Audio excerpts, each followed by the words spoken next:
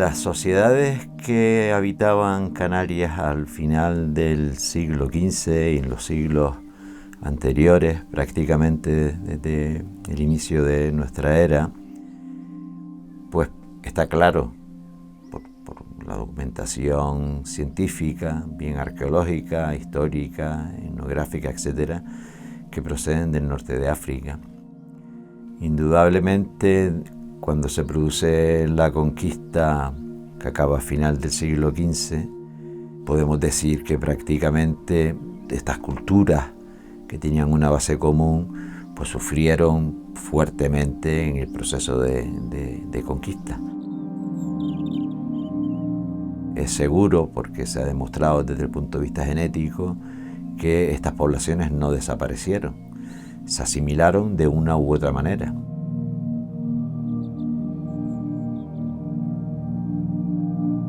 Gran parte de nuestro ser, como formación social canaria, proviene de Europa. También la influencia americana ha tenido mucho que ver con nuestra conformación e indudablemente, como hemos venido diciendo, también con ese pozo de las antiguas poblaciones provenientes del norte de África. ¿Qué queda en concreto de estas aportaciones provenientes de los antiguos canarios? Podemos afirmar sin ningún tipo de duda que donde hay claramente referentes a las formas de actuar y vivir como los antiguos canarios, lo encontramos en la ganadería, prácticamente toda la ganadería menor que hoy se hace, y en las formas pastoriles.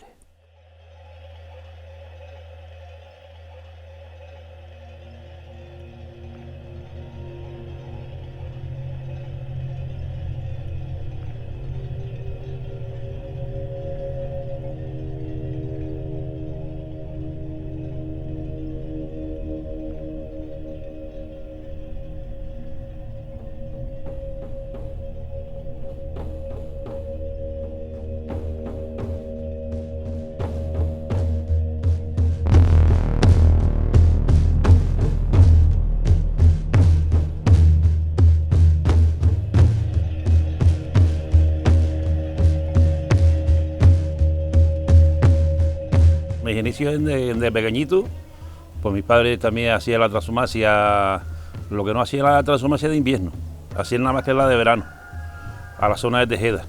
Yo la primera vez que fui para Tejeda tenía 13 o 14 años, fui con mis padres. Teníamos vacas, teníamos 2 o 3 cabras y a lo mejor 100, 120 ovejas de leche, 150, 160 animales por todo. Y algo también, pues cuando me casé, también mi suegro hacía mucho la transhumancia. Entonces mi suegro sí hacía las 2 transhumancias, hacía la de verano y hacía la de invierno. La de invierno porque esto es muy frío y no criaba los meses de diciembre, y enero y febrero, cuando llovía en las costas.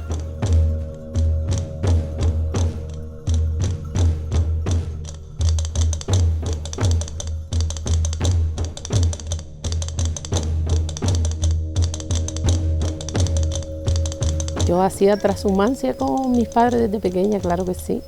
Aprendimos casi con ellos. Es decir, lo mamamos, igual que mis hijos conmigo también, sí. Y yo recuerdo que antes no era como hoy, antes era mucho más complicado que hoy. Porque la transhumancia antes costaba más, porque había menos medios, hoy hay más coches. Las carreteras donde vamos las han arreglado, también están mucho mejores. También estaban más malos los caminos los han ido arreglando, los caminos reales por donde pasan los ganados. Y antes era mucho más complicado.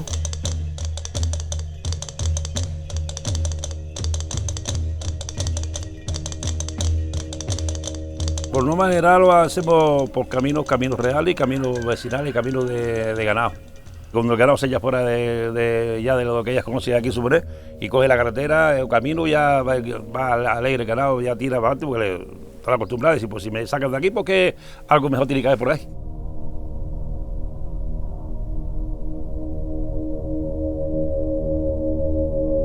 No lo miro como una dedicación, sino como un trabajo que he visto de toda la vida, que la he visto viene desde bisabuelos y tatarabuelos que yo me hayan contado mi familia, pero yo lo miro más o menos con mi conocimiento de que tengo uso de razón, de mis abuelos, por ejemplo, que es lo más cercano, después mis padres, y luego yo, y lo vemos como un trabajo que nos ha tocado y que nos dedicamos a esto, y que es una cosa que de toda la vida, que lo primero que se hacía para poder sobrevivir era tener una vaquita, un animal para poder comerte la leche, no era ni para venderlo, sino para sobrevivir, porque la alimentación era leche, gofio y queso, no había otra cosa.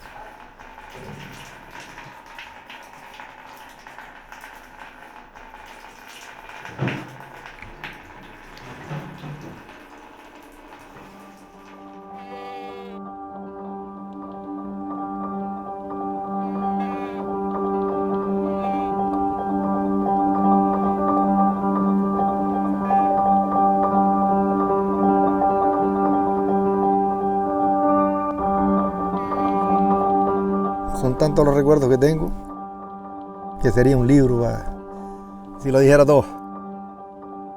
Porque yo empecé con esto desde que tenía 8 y 10 años. Todos los pueblos, todos los vecinos tenían una cabra, 2 o 3 o 4, porque todos vivíamos de esto. Pero ya hoy, quedo yo y 2 o 3 como yo que tenemos regalo en la costa, y casi que hoy las tenemos por aguantar las tradiciones que nuestros antepasados dejaron.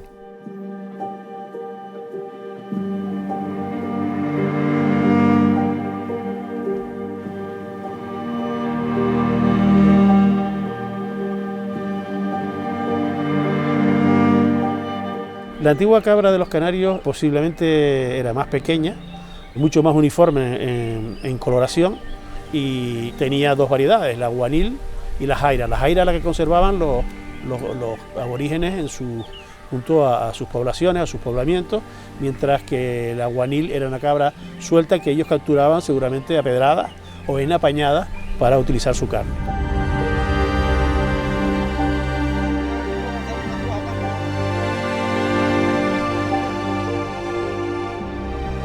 La apañada de Fuerteventura consiste en un trabajo colectivo de los pastores, que vendría desde la época aborigen, recogiendo animales que están sueltos sin un control diario y directo, un par de veces al año para marcarlos, retirar animales para carne y volverlos a liberar.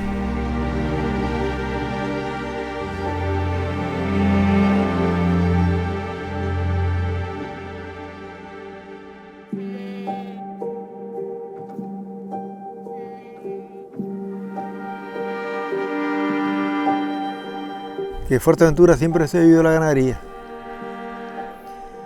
Antiguamente los ganados los traíamos todas las costas, porque en los pueblos, desde que caía una gota de agua, los ganados para las costas. Por eso mismo, todas las costas tenían sus bienes comunales, lo que algunas ya los han vendido, que me ha dolido mucho. Porque tenemos que pensar de que nuestros antepasados pasaron hambre y miseria para dejarnos a nosotros hoy esto que los han dejado.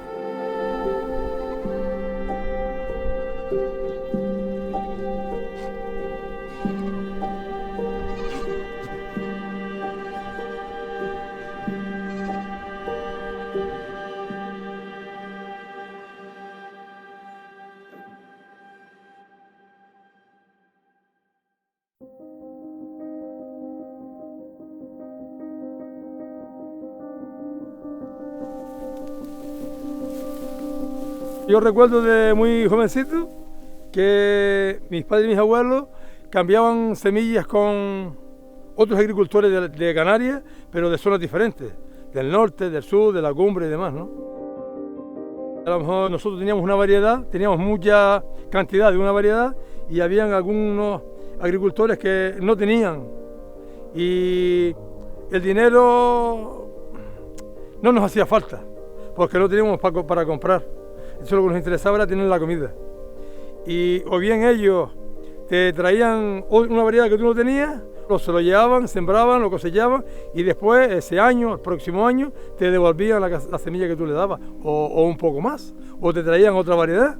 Mi padre alguna vez se cambiaba medio saco de trigo, 15 o 20 kilos de trigo, por un saco de papa, o por un cochinillo chico. El objetivo que usaban ellos antes era cubrir las necesidades, aunque perdieran en el trato, pero cubrir una necesidad que era primordial. No le importaba que ganara o que no ganara. Lo que le importaba es de ellos pues conseguir lo que les hacía falta y ya el tiempo pues iba poniendo las cosas en su sitio. No era como el dinero. El dinero hacía falta, pero no tenías que comprar, ni medios para transporte, ni nada. Entonces lo que utilizaba era tener la comida asegurada y la comida de la familia.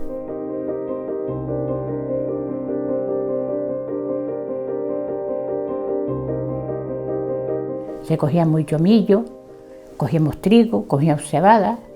La cebada la plantaba mi madre, recogía mucha cantidad. En esa parte que le decimos de Comesté, que eran todos los llanos, eso se vendió para el Estado. La cogíamos para comida, para hacer gofios, llamamos gofios. Y cuando la cebada estaba cerada ya, cerada queremos decir que no estaba seca, sino un poco así, se cogía, se majaba, el grano nada más, y lo tostábamos y se quedaba toda rosqueadita en la cebada porque estaba ceracita. Y se molía en el molinillo para comer. Yo sembré mucho, después de yo casada, sembré mucho. Sembré, tenía unos llanos de renta, ahí están botados, yo sola no podía llamar.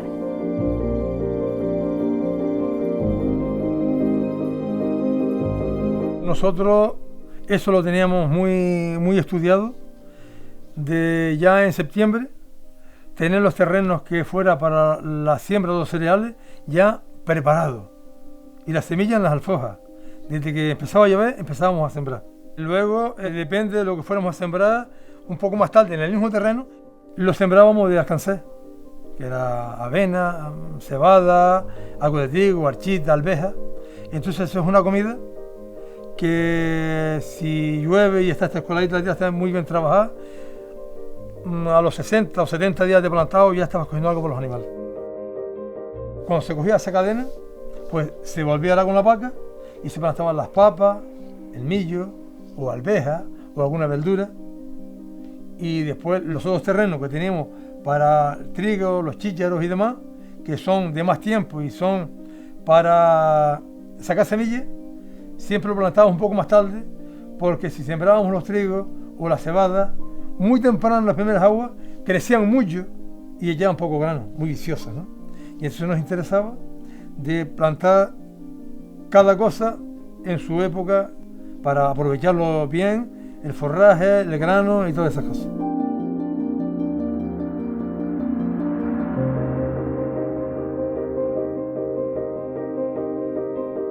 En la actualidad creemos que se sigue manteniendo la misma cebada que en el pasado porque hemos realizado estudios sobre el ADN de las semillas arqueológicas y lo hemos comparado con el ADN de semillas actuales de cebada que cultivan nuestros agricultores en el campo y resulta que es el mismo ADN, es decir, lo que nos viene a decir es que los aborígenes introdujeron cebada, cereales, que luego se han seguido cultivando durante toda la etapa prehispánica e incluso la posterior histórica.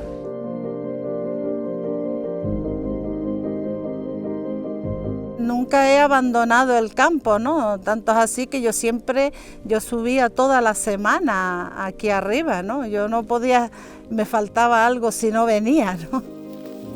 La cebada a mí siempre me ha gustado porque yo recuerdo de cuando era pequeña veníamos a coger la hierba en medio de las sementeras aquí. Tengo en la cabeza la sementera que era más alta que yo. Con esto de la cebada nos hemos dado cuenta que cada lugar tiene una forma de funcionar, ¿no? Que es la que ha tenido desde hace muchísimos años, de generaciones atrás.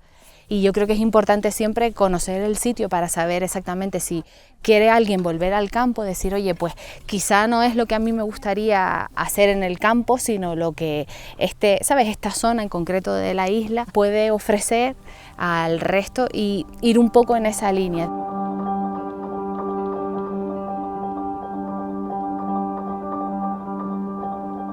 De la lluvia siempre hemos dependido todos los seres humanos, porque sin la lluvia, sin el agua, no somos nada.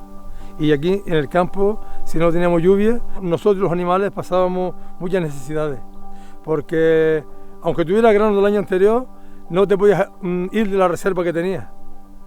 Porque cuando llovía, si tenías agua y no tenías semillas, aunque tuvieras tierra, poco tenías que hacer. Intentábamos siempre conservar todas las herramientas y todos los granos, todos los víveres que necesitábamos, ir gastando, pero siempre dejábamos una reserva. Nunca dábamos luego que se gastara. Sí que algunas veces la apurábamos más de lo que teníamos pensado, por las necesidades, pero era sagrada.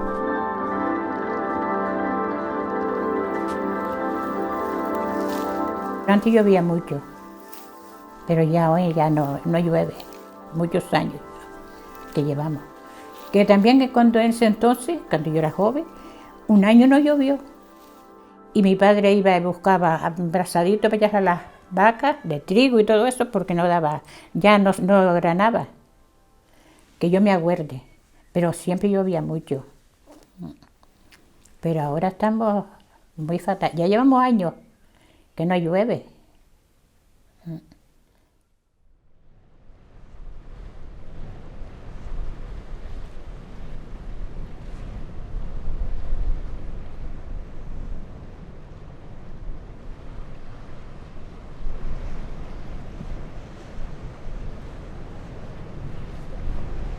La primera sal, que es la de abril a mayo, esa es la mejor sal, que comienza los charquitos menuditos a coger la sal, y después pues ya en mayo, que es la zafra ya de sal, también se coge finita, pero ya después de mayo adelante, junio y julio, sí, también es la sal buena, pero un poco más gorda.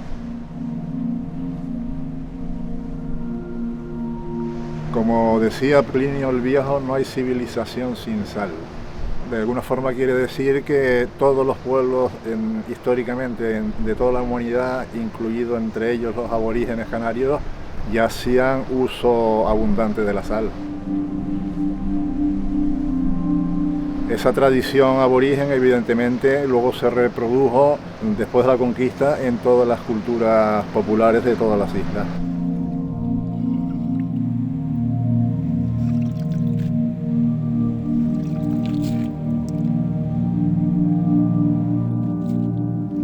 Hasta Tías me recuerdo de ir con mi abuela. Recuerdo de ir hasta Tías vendiendo sal. Ya esa uva, a la degollada, gente que encargamos, nosotros le decíamos la feligresa, le llamábamos nosotras, que todos los años los compraban la sal, unos compraban una panega, otros compraban 2, otros 3 almujes, dependiendo de lo que tuvieran de gasto en la casa.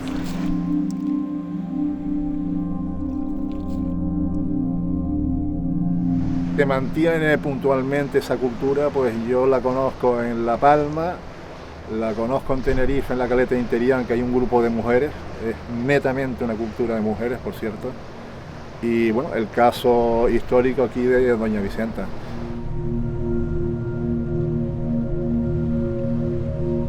Hoy en día estamos en una cultura de ocio y de recreo en la cual la gente ha invadido todo el borde litoral. Ya ese tema es inmantenible.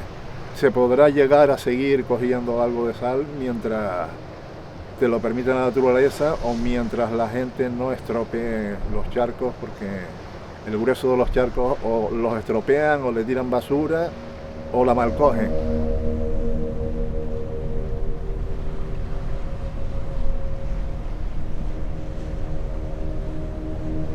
Es que la sal era para todo. Antiguamente no había neveras ni había nada y se respetaba, la podía usted dejar aquí, en montones la cogía y la podía usted dejar hasta una semana, que nadie se la llevaba. Se respetaba, le pasaba a la gente y las veía cojaditas y nadie tocaba la sardina. Pero de un tiempo para acá la gente se viró que eso no tenía dueño y a cada uno caminó por su lado.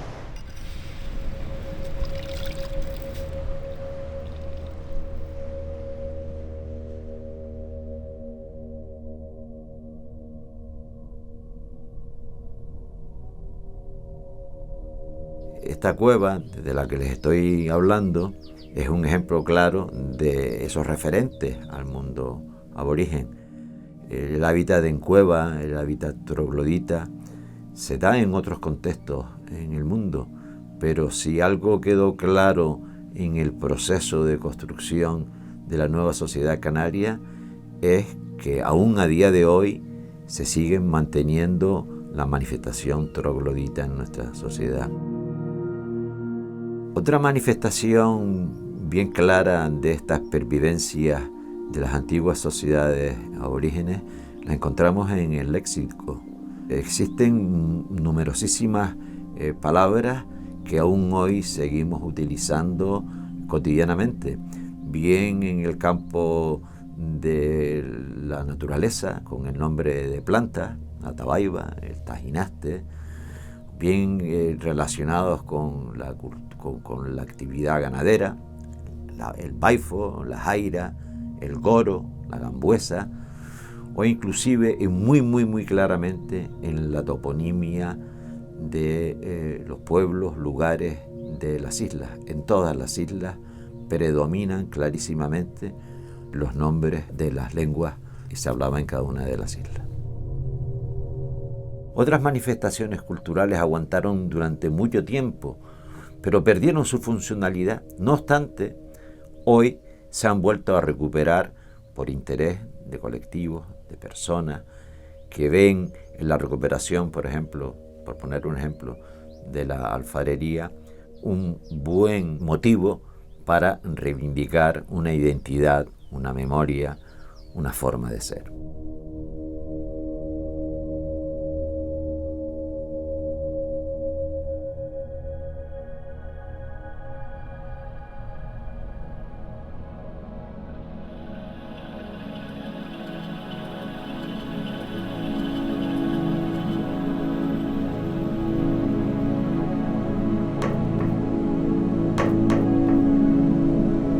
Antiguamente todo lo que hacías era para el utensilio del hogar.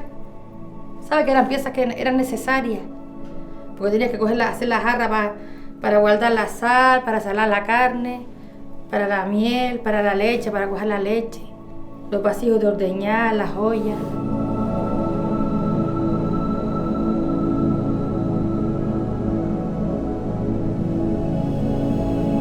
Hacía ya de 30 y pico años que ya no se trabajaba alfarería aquí. Entonces a mí me gustaba porque siempre me había llamado la atención lo del barro. Y a partir de ahí seguí, empecé a ir a ferias, me saqué el carnet de artesana. Yo aprendí mucho de Manolita, pero hablando, ¿sabes? Preguntas que yo le hacía.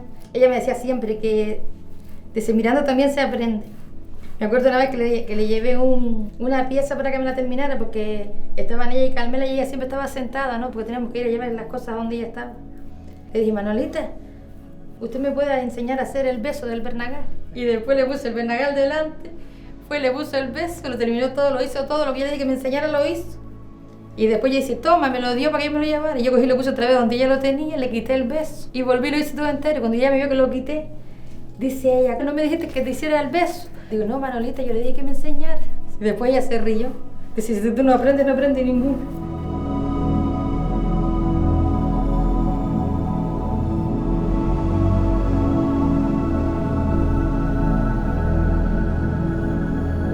Lugarejo fue siempre un sitio de hombres pinolleros, carboneros. Y la mujer es la que se dedicaba, ¿sabes? Siempre a la alfarería. Y en todas las casas había alfareras, ¿sabes? Si había 5 mujeres, 4 eran alfareras. Se pasaba de madres a hijas, de abuelas. La mayoría tenían sus guisaderos, pero si no eran comunitarios, ¿no? Se ayudaban entre ellas cuando iban a guisar y se lo prestaban.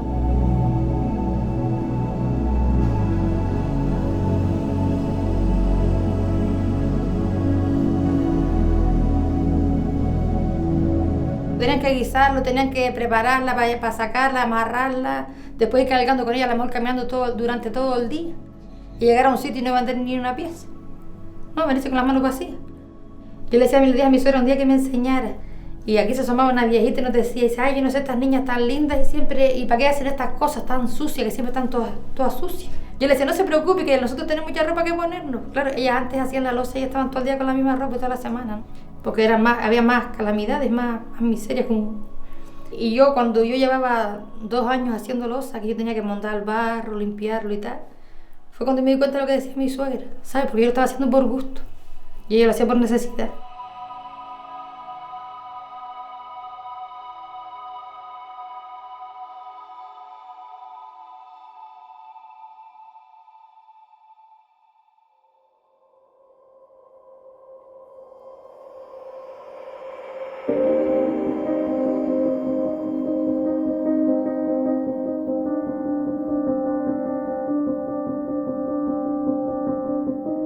A mí todo el tema de artesanía, siempre me ha interesado como cultura, como parte de nuestras tradiciones, de todas las creaciones, igual que desde una copla a una pieza de artesanía, me interesa como cultura. Entonces, por eso he estado interesado en conocer, en ver por las distintas formas que tenía la gente para hacerse sus piezas y luego utilizarlas, los usos que han tenido.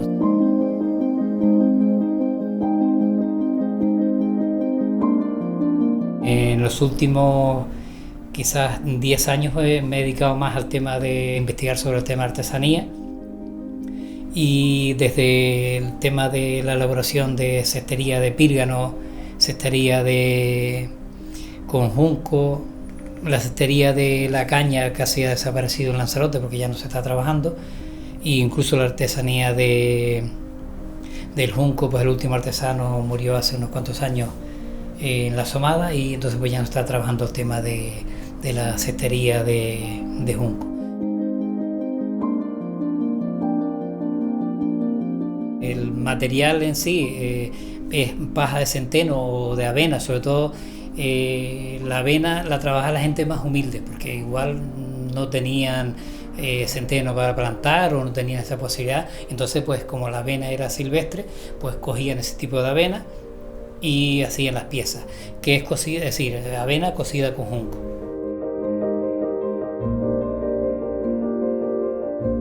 La técnica parece ser que toda la artesanía en espiral es la artesanía más antigua que hay en el mundo, que las piezas que se han encontrado en Egipto pues son hechas de paja de centeno o paja cocidas con junco, y luego por dentro le ponían una especie de barro para que las piezas fueran impermeables.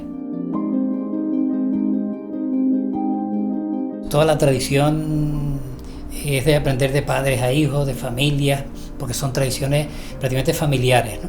Entonces desde ahí se ha ido transmitiendo todo el tema artesanal, casi siempre desde una tradición familiar. Si veo una necesidad de que se haga un trabajo de recopilación de todas las distintas piezas que ha hecho la gente de este tipo de artesanía, para ver la forma, y porque además tiene unas posibilidades de creación infinitas. Todo empieza a cambiar desde que cambia el sistema económico.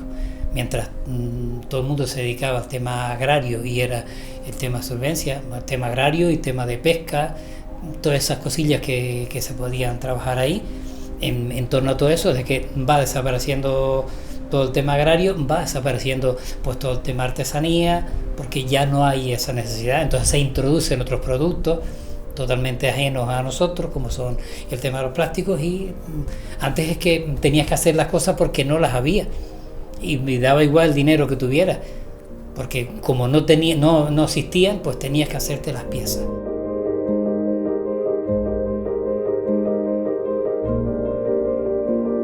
La urgencia es real en el sentido que los artesanos que están haciendo este tipo de artesanía son mayores y no se está transmitiendo, al menos no hay esa capacidad de que se haga, de que se oriente a la gente, de que se transmita, con algunas excepciones que las hay, pero no hay gente joven trabajando este tipo de artesanía, lo cual es preocupante porque no se va a transmitir a las generaciones venideras.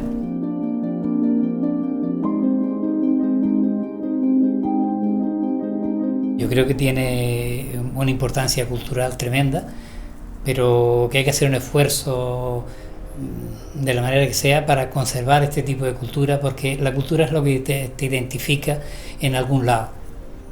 Si no tuviéramos ese valor cultural, no tendríamos nada.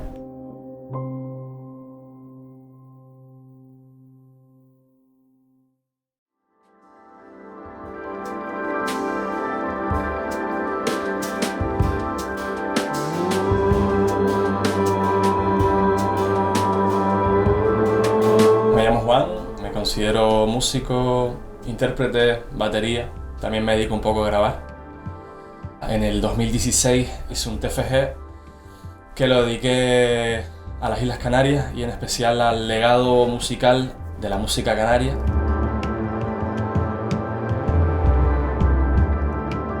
El objetivo general del TFG, de la investigación, fue dar a conocer un poco el folclore más minoritario de las islas, que es el del tambor, chácaras y tal, que justamente se quedó más aislado en las islas occidentales de Canarias. Y ponerlo un poco en contexto con la música del norte de África y los pueblos de habla masij.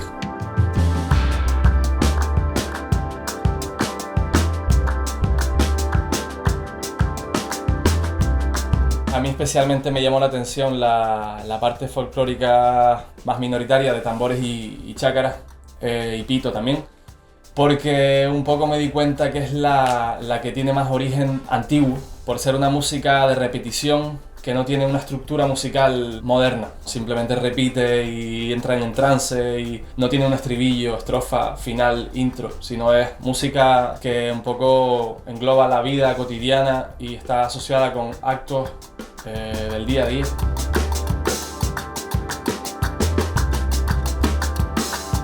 Sabiendo que la música canaria es un mix de un montón de culturas que vinieron de todos lados, esta manifestación folclórica que se ha conservado también en esa parte de Canarias, también debido a la orografía de las islas y que los pueblos originarios pues vivían allí un poco aislados, perduró en el tiempo por ese motivo. Básicamente lo que más se parece un poco ese folclore al folclore norteafricano en general de habla masij es un poco las escalas que utilizan al cantar. Suelen ser pentatónicas, utilizando glissandos y demás florituras. Se suele encontrar en esa forma de cantar unos melismas más pues bereberes o del norte de África.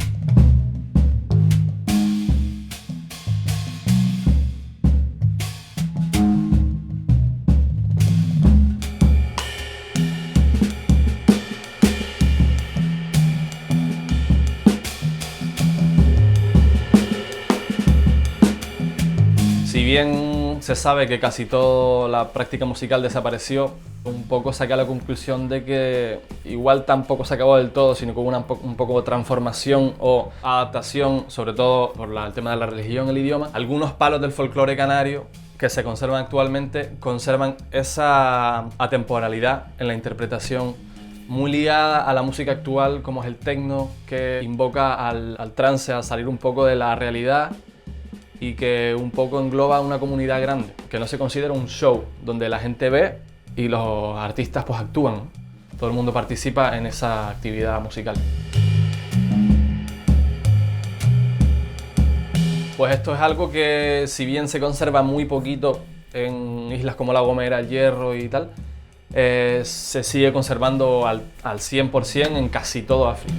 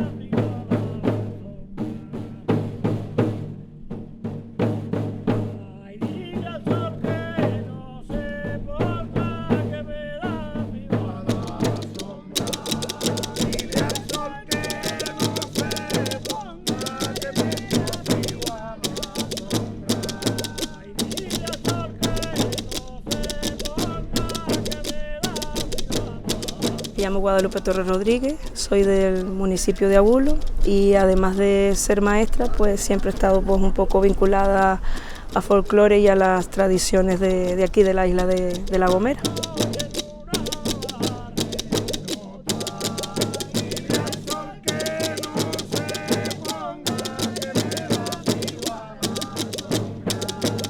Es un folclore basado en las chácaras y el tambor. El tambor es el que manda, ¿no? Es el que lleva la voz cantante, y las chácaras lo siguen, es su acompañamiento, es la alegría que le da el tambor.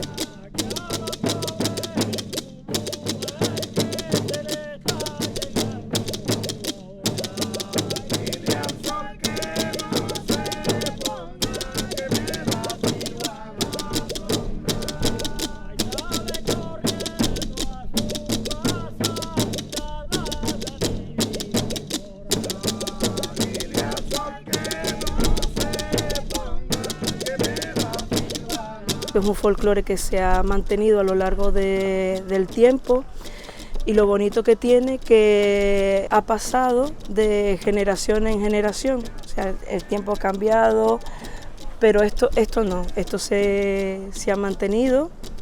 Ya se nos han ido muchas personas que son las que nos han transmitido pues esta herencia, ¿no? Esta riqueza de nuestra isla, pero estamos intentando pues seguirla y mantenerla todo lo mejor posible.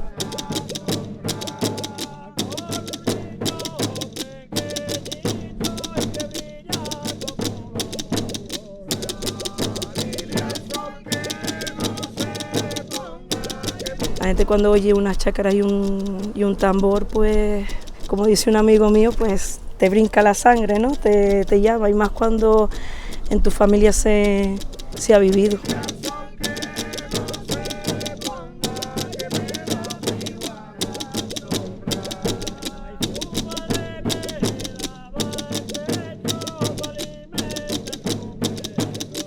El folclore de La Gomera, no olvidemos que ha nacido en las zonas altas, ¿no? En lo que suele decir, pues, en el monte, ¿no? Y ya no tanto, ya eso se ha quedado atrás, pero no era muy bien mirado a veces, ¿no? Era como de gente de campo, pero gracias a Dios eso ha cambiado, mucha gente ha querido aprender y ha habido buenos maestros que han sabido transmitir ese folclore. Podemos decir pues que ha vuelto, se han creado escuelas de folclore, las agrupaciones también se han preocupado por intentar que los niños aprendan y le han dado continuidad. Y entonces pues bueno, eso también nos llena de orgullo que los jóvenes pues aprecien lo que hemos heredado de nuestros mayores.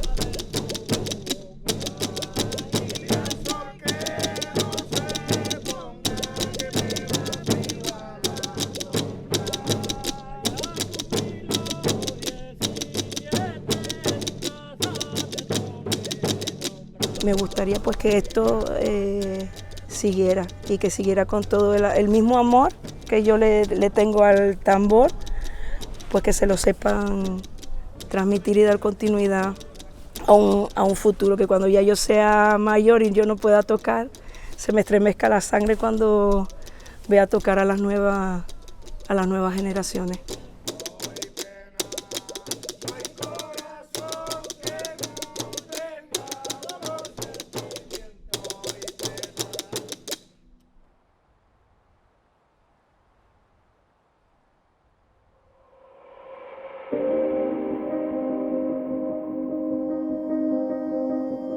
A nivel etnográfico hemos trabajado un montón de temas, ¿no? Desde la inmigración clandestina herreña a Venezuela hasta trabajos de toponimia con Manolo Lorenzo Pereira, estudios vinculados al tema de pastoreo, la cerámica canaria, la tejalería, pero en lo que llevamos más tiempo y en lo que más nos apasiona son los juegos tradicionales de inteligencia y su relación con el pasado, ¿no? Con la prehistoria, con la arqueología, con la matemática, la arqueomatemática y la etnomatemática.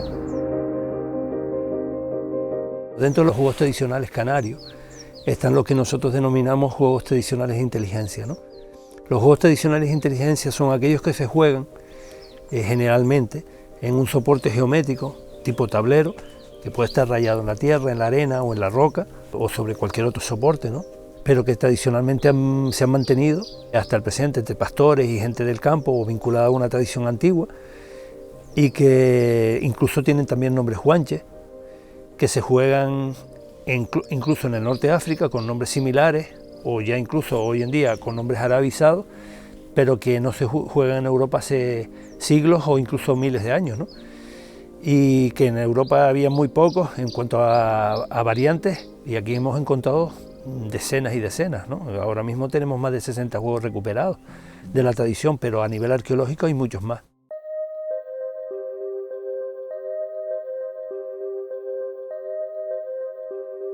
Los juegos de inteligencia los hemos clasificado a su vez en 4 grupos, ¿no? 4 grandes grupos. Por ejemplo, voy a empezar con los de alineamiento, ¿no? Tipo 3 en raya. No solo el 3 en raya es el juego que se juega en un cuadrado con 2 diagonales y 2 medianas. También está, por ejemplo, la chascona, que no se juega con 3 piedras por jugador, sino se juega con 9, y no hay 9 intersecciones en el damero, sino 24 intersecciones, y la combinatoria es muy superior. Tiene miles de posibilidades combinatorias, ¿no? Y además es un juego casi interminable. Es difícil no ganas con hacer un 3 en raya, sino que tienes que ir comiéndolas del oponente o intentándolo bloquear en el tablero. Es un juego muy complicado, es de los más complicados que tenemos, ¿no? Y ese juego, por ejemplo, es tan antiguo que Bell, un antropólogo especialista, americano especialista en juegos, dice que es el juego de estrategia, de tablero, más antiguo de la humanidad, porque ya aparecen las antiguas pirámides de Egipto. Sin embargo, aquí en Canarias lo tenemos con nombres guanches: Chiquichasque en La Palma, Chascona en Fuerteventura, y en multitud de grabados rupestres, ¿no? De Canarias y del norte de África, desde Canarias hasta Egipto.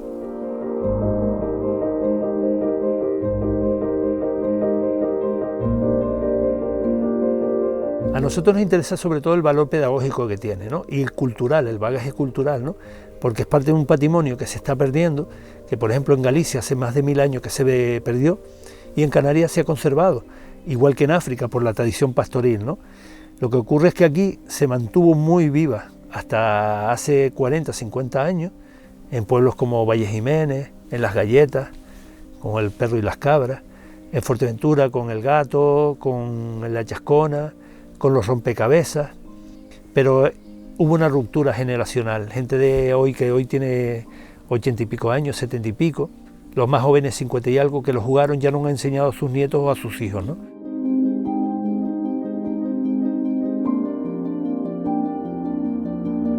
De hecho, hemos estudiado los juegos a nivel de la teoría de Gardner, ¿no? Las inteligencias múltiples, ¿no? Y resulta que los juegos tienen un componente asombroso. Se trabajan todas las competencias y todas las inteligencias. La espacial, la inteligencia emocional, la intrapersonal, la interpersonal. Aprendes a controlar tus impulsos, a respetar al compañero, a respetar las normas, a pensar, a razonar, a analizar, reflexionar, a estar tranquilo. Tiene además otros valores que hemos encontrado, ¿no? El uso como ábaco, y no lo decimos nosotros, lo decían autores clásicos como Suetonio o como Herodoto, que los tableros rayados eran no solo para jugar, sino para calcular con los cálculos, con las piedritas con las que contaban, ¿no?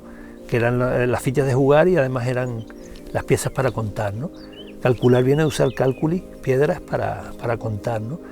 Y los niños, de hecho, incluso jugando, también van contando, aunque no lo usen como ábaco, porque van viendo cuántas tienen, que le han capturado al contrario, y al final los niños operan, suman, dividen, multiplican, cambian de sistema, porque a lo mejor tenían 12 piezas, una docena de fichas, y ahora pues tienen otro sistema, no es duodecimal, docenas, sino ahora tienen 30, 3 decenas, o han sumado 8, o han restado, o se han quedado en la mitad. Entonces están haciendo fracciones, operando, sumando, dividiendo de forma divertida, ¿no?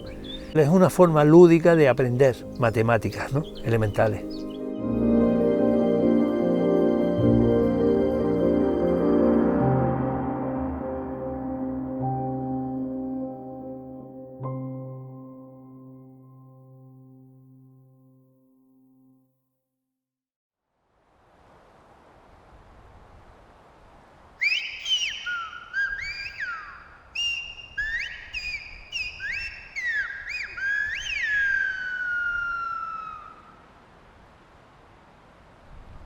Mi nombre es Eugenio Darias Darias. Fui maestro de silbo y sigo siendo maestro de silbo todavía en la actualidad, y además soy estudioso del silbo gomero. En la actualidad, con certeza, todavía no sabemos cuál es el origen del silbo gomero. Se barajan dos teorías. La primera es que haya venido del norte de África con los primeros pobladores, más concretamente de la zona del Magreb. Y la segunda, esta es la más aceptada, la primera teoría, y la segunda es que su origen haya sido en la misma isla, en la propia isla. Y es muy probable que fuera también así, porque está en una isla con una orografía muy difícil y posiblemente los aborígenes de La Gomera tuvieron que utilizar el silbo para poderse comunicar de un lado a otro. La isla está llena de barrancos, los barrancos antes corrían muchísimo y estaban incomunicados de un lado a otro. Y seguramente, pues, inventaron el hablar con el lenguaje silbado. El silbo gomero aquí era un lenguaje que lo utilizaban a diario, hasta el punto de que cuando un silbador estaba silbando, los demás tenían que esperar, digamos que el turno de palabra. Es como cuando nosotros estamos hablando con la palabra, si estamos dos hablando, tiene que esperar a que termine uno para empezar el otro. Pues con el silbo así. Y el silbo existió en la isla de La Gomera desde que llegaron los primeros pobladores hasta los años, pues, 50. Todavía ahí se utilizaba el silbo con asiduidad. Es a partir de los años 50 cuando empieza a decaer. Más concretamente ya en los años 60 casi está perdido. No es que esté perdido el silbo porque no hayan silbadores. Silbadores siempre hubo y muy buenos. Lo que pasa es que ya no necesitábamos el silbo porque con los medios de comunicación modernos, como era la telefonía, entonces el silbo decayó. El maestro Isidro Ortiz se da cuenta de que el silbo se está perdiendo, que aunque haya muchos silbadores, pero que ya no se está utilizando, y esto había que retomarlo y volverlo a recuperar con los jóvenes, porque si no, los jóvenes no iban a saber silbar. Entonces la idea que le dio fue introducirlo en los centros escolares. Y en el año 1980, el maestro Isidro empezó a dar clases de silbo en los centros escolares. Esta la avalancha de alumnado que quiere aprender a silbar y los centros que quieren que se enseñe silbo en estos centros escolares, que el maestro Isidro no podía llevar toda esa tarea él solo. Entonces, pues habla con otros silbadores de aquí de La Gomera para que le ayudaran a dar clases de silbo en los centros escolares. Las asociaciones de padres y madres de los centros escolares se hacen cargo después de esta actividad. Y los profesores estos que empezaron a dar clases de forma altruista ya les dijeron que, claro, que ellos tenían que moverse con los coches para acá, para allá, que necesitaban algo de dinero, porque tampoco ellos iban a pagar, a costearse todos los gastos que eso conllevaba. Entonces las AMPA empezaron a pagarle una cantidad de dinero a cada monitor. ¿Qué ocurre? Que llega un momento que un político, Pedro Medina, se da cuenta de que esto debería estar obligatoriamente en los centros escolares. Entonces Pedro Medina lleva una proposición no de ley al Parlamento de Canarias para que se apruebe para poder dar clases en los centros escolares. Esa proposición de ley se aprueba por unanimidad en el Parlamento de Canarias y ahí ya se empezó a dar clases de silbo en todos los centros escolares de la isla de La Gomera con carácter obligatorio. Es a partir de ahí cuando ya empieza a resurgir otra vez el silbo en la isla de La Gomera, pero ya no de una manera como la de antigua, donde en cada momento se estaban oyendo silbos y conversaciones silbadas, no, ya no. Ya en estos momentos el silbo se utiliza por amor a nuestra cultura y por decir, bueno, que no muera este elemento cultural tan bello que tiene la isla de La Gomera.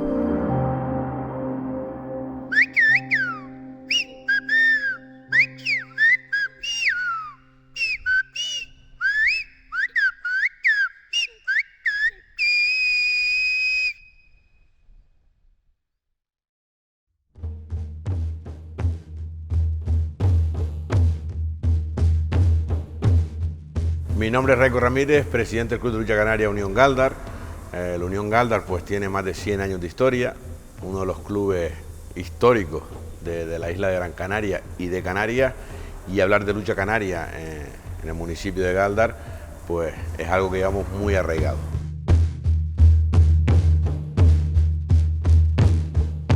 La lucha pues data de más de 500 años, se puede decir. Una lucha arraigada y muy simbólica en nuestra comunidad autónoma, ya que es el único sitio del mundo donde se practica. Era un juego cuando no estaba arreglada, cuando no tenía normas. Y consiste en derribar al adversario, en derribar al contrario. Desde el momento que ya se ponen las normas, pues ya pasa a estar regulada, ya pasa a ser un deporte.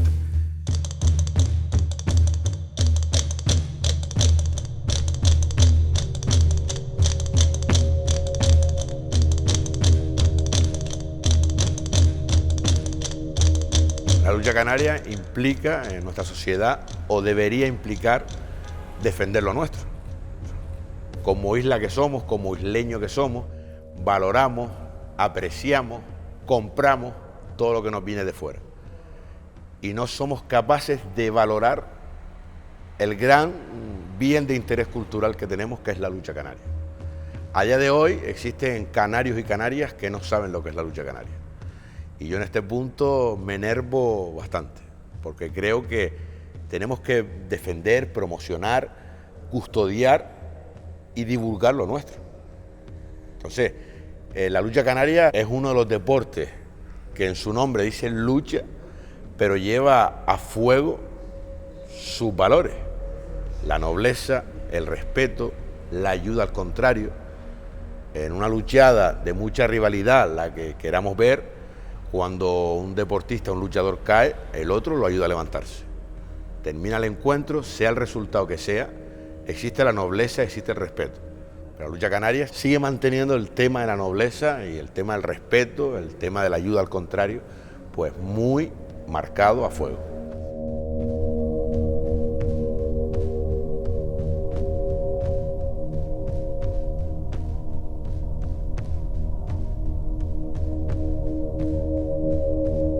Necesitamos de varios pilares, necesitamos de apoyo. Necesitamos de apoyos que le den visibilidad a los actuales puntales de nuestra lucha canaria, que son los referentes para los niños y niñas que vienen detrás. Yo recuerdo cuando yo luchaba, mi referente en aquel momento fue Pedro Cano. Pedro Cano es un luchador que ya está jubilado, pero en la actualidad mi referente puede ser cualquier puntal que es más joven que yo, pero es la realidad. Existen luchadores que marcan la diferencia, existen puntales que están de moda, que es el luchador de moda. Me parecería a lo mejor falta de respeto o burla que un luchador esté con su grupo de amigos, diga, pues mi referente es Fabián Rocha, y que el resto de los amigos no sepa quién es Fabián Rocha y se burle, porque el referente de alguno de los amigos sea Messi o sea Cristiano. Pero a lo mejor hay que burlarse de ti que no sabes quién es Fabián Rocha. Porque nosotros conocemos a Messi, conocemos a Cristiano, conocemos al otro y conocemos al otro, porque nos lo han metido, nos lo han bombardeado. Y a lo mejor desde las instituciones canarias y desde los medios canarios tenemos que bombardear a nuestra sociedad de quiénes son los referentes de la lucha canaria, quiénes han sido los referentes en la lucha canaria, recopilar todas esas viejas glorias y que nos cuenten sus historias, que nos cuenten cómo se vivía la lucha, y a lo mejor pues aprenderíamos un poquito más.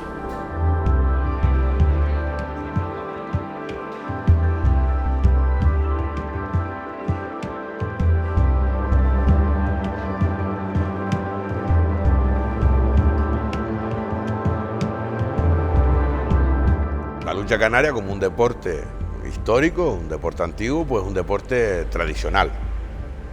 Pero yo creo que la tradición más innovación no está del todo descabellado.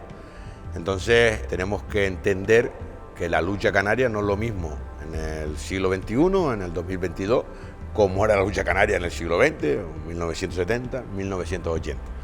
¿Qué quiero decir con esto? Que no podemos perder los valores de nuestra lucha canaria, pero sí podemos inyectar o añadir recursos que tenemos en la actualidad.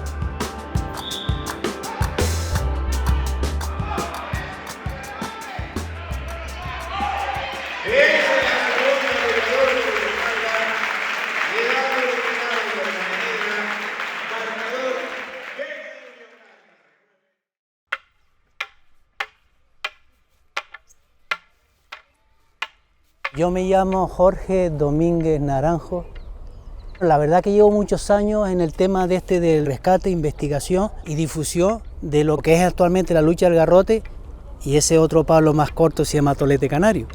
Yo empecé en el año 1977, con el juego del palo, que era el boom en aquel entonces del juego del palo, el juego de la vara. Y tuve 4 años practicando el juego del palo, yendo a Tenerife a aprender, y al mismo tiempo lo transmití aquí a Gran Canaria, con la ilusión además de encontrar jugadores de palo aquí en Gran Canaria, que es mi isla de origen. Pero la sorpresa fue enorme cuando comprobé que aquí no le llamaban palo sino garrote. El garrote hay que tener en cuenta que fue una actividad, digamos, clandestina, entre clanes familiares, más como una lucha secreta, nunca se organizó como deporte, ni por supuesto nunca fue considerada como una actividad cultural. Entonces eso me apasionó mucho. Yo empecé a rebuscar, incluso dejé mi profesión para dedicarme en cuerpo y alma a rescatar esta tradición, porque claro, era consciente de lo siguiente: esta es una actividad que ya no se practicaba. Los últimos practicantes que quedaban eran gente mayor en aquel entonces. Se me escapaba de las manos, porque la gente era mayor, se iba muriendo, con ellos iba muriendo la tradición. Por eso me dediqué en cuerpo y alma a primero localizar a los informantes. Pero claro, para ello era una lucha clandestina, había en la antigüedad muchos desafíos, incluso lesiones graves, incluso muertes. Una vez localizado al posible practicante, tenía que empezar a hablarle sobre las costumbres, las tradiciones y sobre todo mentalizar que esto es una tradición, no es una pelea. Empecé a hablar con la lucha canaria, que sí era conocido y era socialmente aceptable. Entonces me fueron indicando quiénes eran los posibles pastores, porque esto estaba en manos de pastores. Y así poco a poco fui encontrando a antiguos practicantes, ganándome su confianza y aprendiendo de ellos.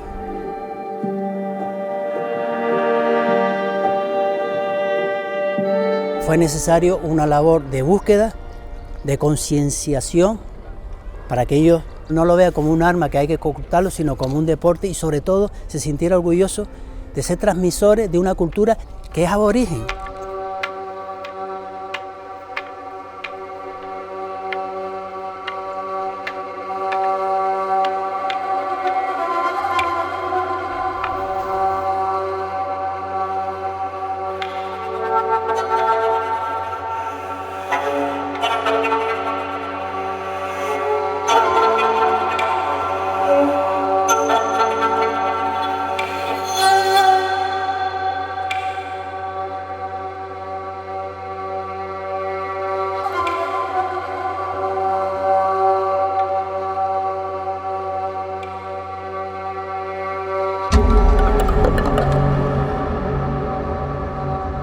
Después de la conquista, los canarios supervivientes fueron esclavizados.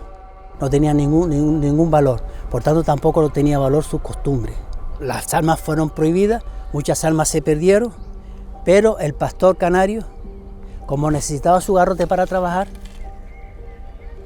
esa fue la coartada. En el interior de la isla, de difícil comunicación y aislado, digamos que aislado cultural y geográficamente, siguieron manteniendo su costumbre. Gracias a ese aislamiento se pudo conservar de familia en familia, entre los clanes familiares, como una actividad, digamos, como un recurso defensivo entre pastores. Digamos que la lucha del garrote, junto con otras tradiciones, se estuvo manteniendo como una cosa residual desde el pastoreo de generación en generación hasta el año 36, 40. A partir de ahí ya dejó de practicarse.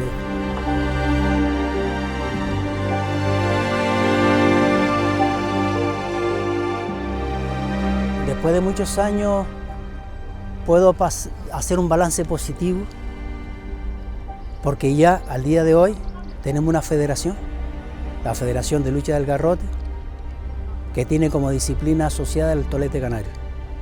Eso garantiza el trabajo en equipo, una herramienta muy importante, y sobre todo con los adelantos técnicos damos la vuelta al mundo.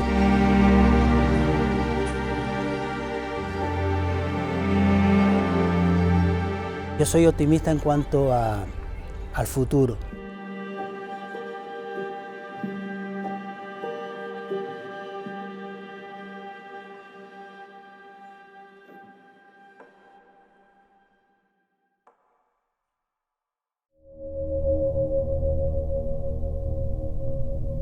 Hoy en día, ya en pleno siglo XXI, donde domina una transculturación digital, es fundamental agradecer a todos esos colectivos y a las personas que con su esfuerzo y trabajo dignifican nuestra memoria. También debemos valorar lo que heredamos de nuestros antepasados y tomar conciencia de lo que pretendemos dejar a las nuevas generaciones.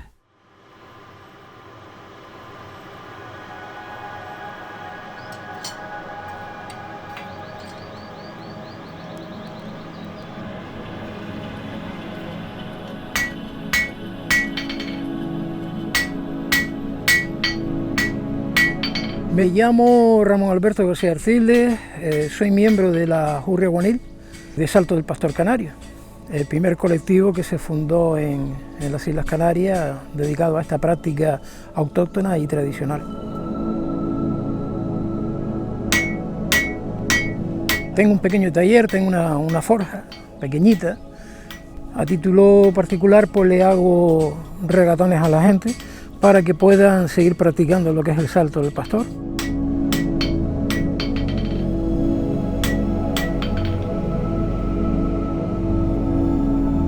El regatón es la parte de acero que va en la punta del palo, la que se apoya en el suelo. El garrote en sí, la madera va embutida dentro de lo que es el regatón, que lo conforman dos partes, ¿no?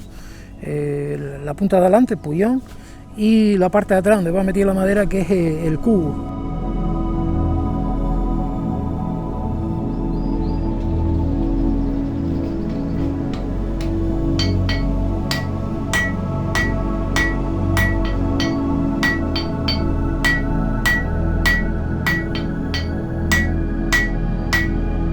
A mí me gusta hablar, cuando hablamos del salto del pastor, lo identifico como una práctica autóctona. O sea, digamos que la máxima categoría que se le puede dar, ¿no? Es autóctono, es nuestro, lo hemos creado nosotros, ¿no? Aunque las referencias que tenemos de la conquista son pocas, somos los perdedores de esta película, y por lo tanto sobre los perdedores poco se escribe o casi nada. Tenemos las crónicas de la conquista y algunas referencias que se suele hacer por ahí, y que nosotros interpretamos como que se están refiriendo a garrotes, lanza, hastia, asta, como quiera que se le llame en cualquiera de las islas, ¿no? Entonces las referencias son pocas, y sí tenemos muchas más referencias ya, digamos que a nivel etnográfico, aunque estamos hablando ya de Torriani o Sabino Berteló, pero la práctica en sí la consideramos nosotros como una práctica autóctona. De hecho, no se conoce ningún otro sitio del mundo donde se lleve a cabo esta actividad con esta herramienta, salvo que nos vayamos a lo mejor quizás al Atlas, de donde venimos nosotros, de ese mundo amazigh, donde ha habido testimonios aún por confirmar de compañeros de esta isla, que me relataban cómo llegaron a ver pastores detrás de ganados, pero con garrotes, ¿no? Entonces habría que ir para allá, echarle un pequeño vistacito, aquello, sacar fondo de donde fuese necesario, para lograr conseguir una investigación adecuada, ¿no? Donde ya termine de ubicar lo que es el entorno del salto pastor y a qué cultura pertenece exactamente, ¿no?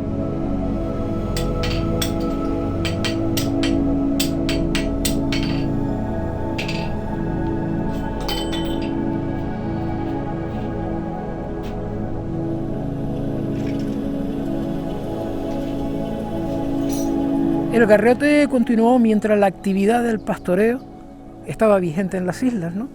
Te estoy hablando hasta los años 50, hasta los años 60, en todo el ganado de las islas, los pastores mantenían sus pequeños ganaditos, ¿no? Mientras el pastoreo caminaba por las islas, o sea, habían pastores que dormían con los ganados y era necesario el trasiego diario para el sustento, ya que los piensos llegaron tiempo después, ¿no? Entonces, para que las cabras se nutrieran y dieran lechita había que caminarlas, había que pastorearlas, ¿no? Y claro, nunca llegó a estar en el olvido el salto del pastor, el garrote, la lanza, el hastia, el asta, la lata. Nunca llegó a estar en el olvido porque había actividad. Antiguamente los pastores pues vendían su quesito, vendían su leche, se vendían los baifos. Hoy todo eso ha cambiado, ya hoy el mundo es totalmente al revés, ¿no? Con esto quiere decir que de pasar a pastorear hemos pasado a ser ganaderos. Eso es uno de los múltiples, bueno, el principal motivo por lo que desaparece en sí el Salto del Pastor, ya te digo, y son los colectivos los que lo mantienen, estos locos amantes de nuestras tradiciones, pero que la realidad es la que es, ¿no? Que si se mantiene esto es de una manera artificial, no porque vayamos a cuidar cabras.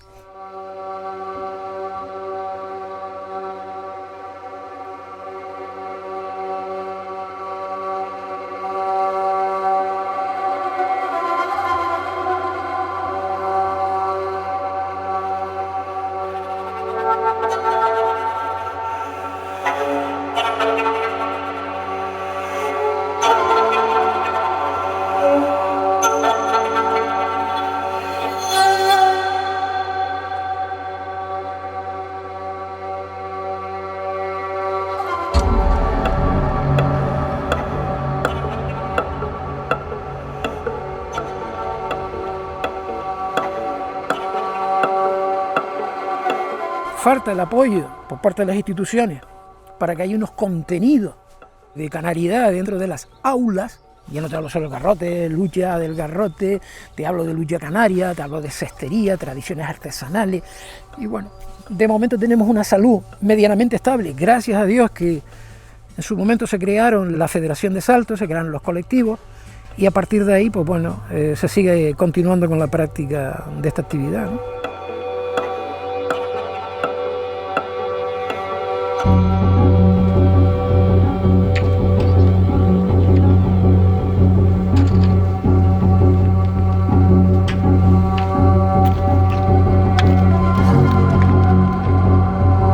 Dependemos de, por así decirlo, de que haya practicantes, pero cuando miramos dentro de la Jurria y miramos para atrás, la media de edad está por arriba de los 30 años.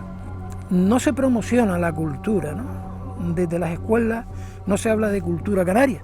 Sin embargo, los pocos que llegan y que lo utilizan por primera vez saben que es peligroso, porque es peligroso, bastante peligroso estar transitando con un palo de estos en las manos, porque el accidente puede surgir en cualquier momento, ¿no? Pero también tiene la parte esa de decir, ño, es arriesgado, es bonito. En un momento determinado, cuando lo controlo, me va a permitir hacer barbaridades. Me voy a meter por territorios donde nadie ha pisado, donde pisaban las cabras y los antiguos pastores. Ahora estoy pisando yo, ¿no?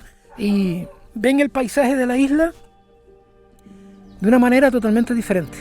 E incluso te diría que empiezan a amar la tierra, su tierra, de otra manera totalmente diferente, ¿no?